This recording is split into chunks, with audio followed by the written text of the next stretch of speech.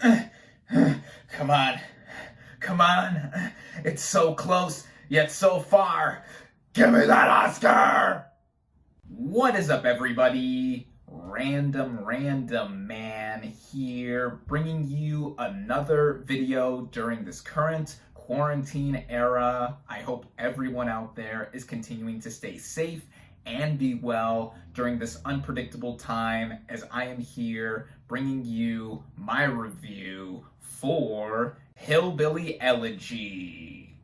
Based on the 2016 memoir of the same name, written by J.D. Vance, the plot of this drama basically follows the memoir's author, played by Gabriel Basso, who, while he's a Yale law student in 2011, must return to his poor family in Ohio after a family emergency. Going into this movie, I honestly did not know what to expect. Two big draws for anyone interested in watching this film are, of course, the two main actresses involved, Amy Adams and Glenn Close, who both have 6 and 7 Oscar nominations respectively, making them the most nominated actresses to have never won a single trophy from the Academy. And this looked like the film that could bring them home Oscar gold at long last, and what better director to help do so than an Oscar-winning director himself, Ron Howard. Now, as of late, Howard is mostly a hit-or-miss director. His most recent directorial effort before this, Solo: A Star Wars Story, I found some enjoyment in, but that was easily my least favorite of the Star Wars movies of recent memory after the property got picked up by Disney. And the way this film did look, it did look like Oscar bait of the purest form, and given how these main actresses are transforming, it's based on a best-selling memoir, and just everything else coming together, it looked like something that would attract the Academy's attention. That is until I saw how negatively this movie was mostly being received, and I thought to myself, could Oscar chances be dashed for it? Well, given that I saw this movie last night on Netflix, I wanted to find out. So, starting out with the cast and their performances, we begin with our two main female leads here, and I'll start out with Amy Adams as the mother to our main character, J.D. Vance. Now, let me start off by saying that I love Amy Adams. She is one of my absolute favorite actresses working in Hollywood today, and here, playing the heroin-addicted mother to the memoir's author, I thought she tried. It looked like she was giving it her all, but most of the time it came off as her really overdoing it and being over the top as this character. Now, let me say that for a lot of what I'm going to say for this movie, I have not read the book that this movie is based on. So, given what is in this film and how it apparently did happen according to the author, some of the criticisms I would parlay just mainly at the creative side. And creatively, in terms of Adam's performance, I thought it missed the mark. One of the rare times I would say that she's ever not given what I feel is a top-tier performance, as her character, given that she is mentally ill, and like I said, she's a drug addict, and she's constantly lapsing back and forth between recovering and using again, it's a character that could have been complex, and given the acting skills of Adams, she could have given a lot more nuance and depth to the character. Conversely, though, I thought that Glenn Close as J.D. Vance's memoir gave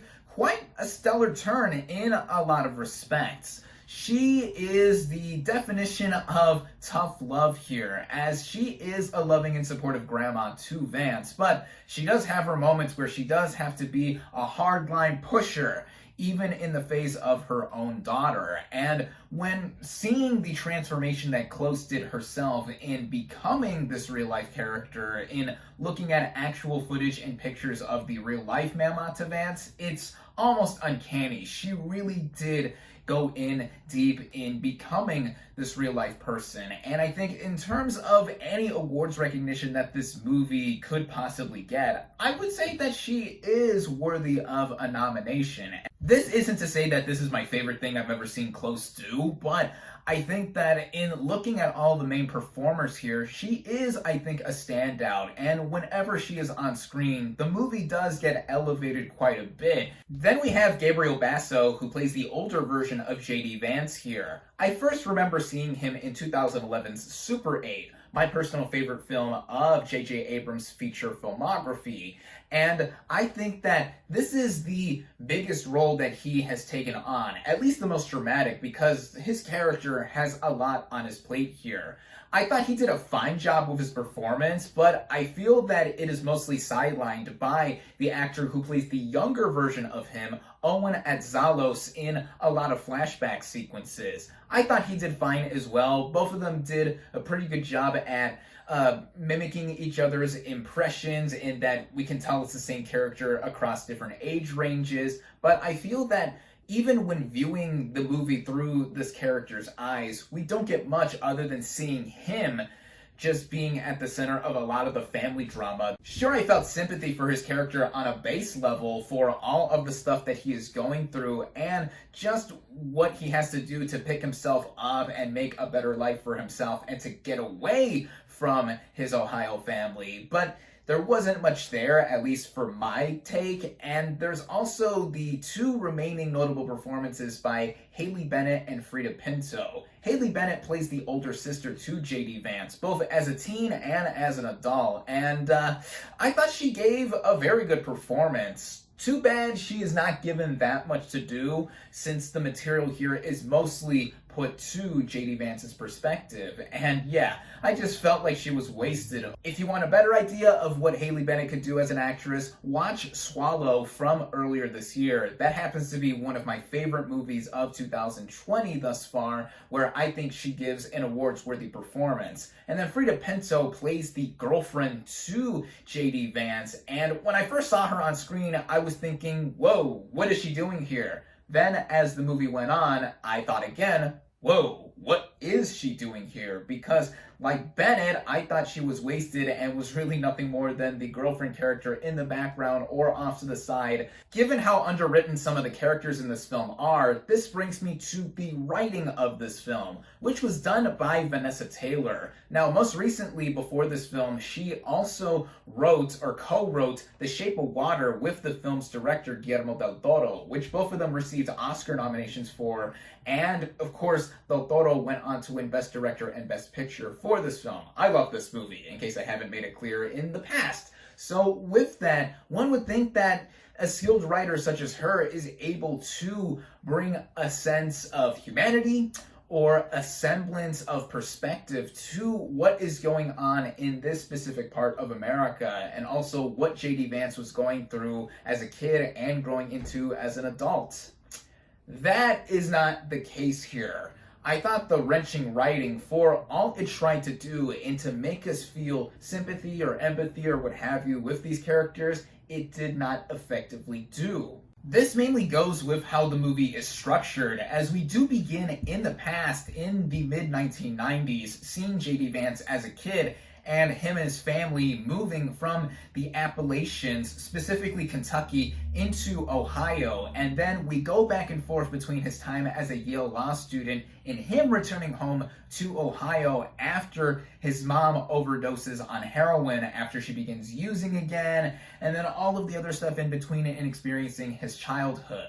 I thought that, like I said, with the character of J.D. Vance performance-wise being imbalanced, the movie itself is imbalanced for giving us a lot more time in the past, and it could have been used effectively timing-wise to give us a sense of conflict. I will give the movie credit that at first it is giving us the trauma that Vance went through as a kid and is further reeling from as an adult, and with that, it did show us, in comparison to another movie based on a best-selling memoir, a sense of vilification to these characters, which something like The Glass Castle did not do, because by the end of that movie, it asked us to forgive what these horrible parents did to their kids, including the main character, Jeanette Walls. But here in Hillbilly Elegy, it did show us that, yeah, these characters all around are super flawed, and that's what makes them human, so to speak.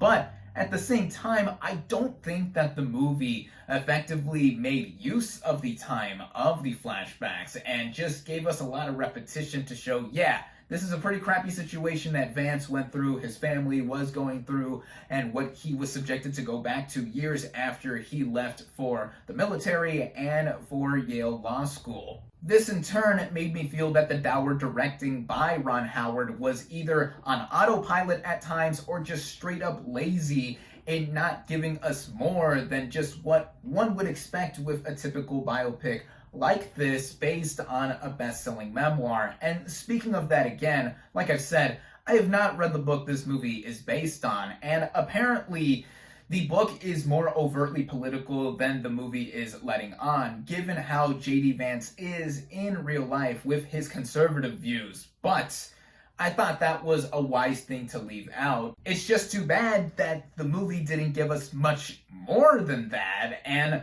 with it running at almost 2 hours, the movie mostly meandered in how it just overstayed with the flashback sequences, as I've mentioned, and in terms of the technical merits overall, I mean, it's a film that isn't horribly made. It's made pretty standardly, I would feel. The only other praiseworthy element I would say is worth noting is the hair and makeup on the actors, specifically Adams and Close, when they get older. As I said, Close really transformed. But all in all, the movie just didn't move me as I think the filmmakers intended to do with telling this story on screen.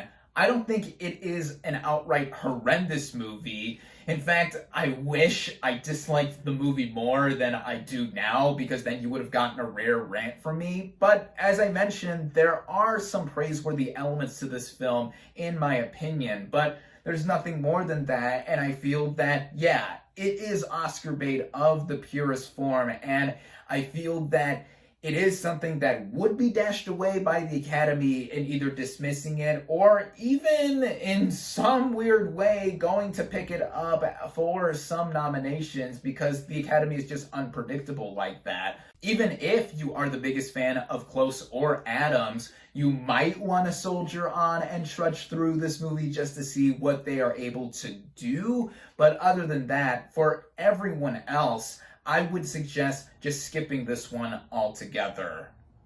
My final verdict for Hillbilly Elegy is 2 out of 5 stars.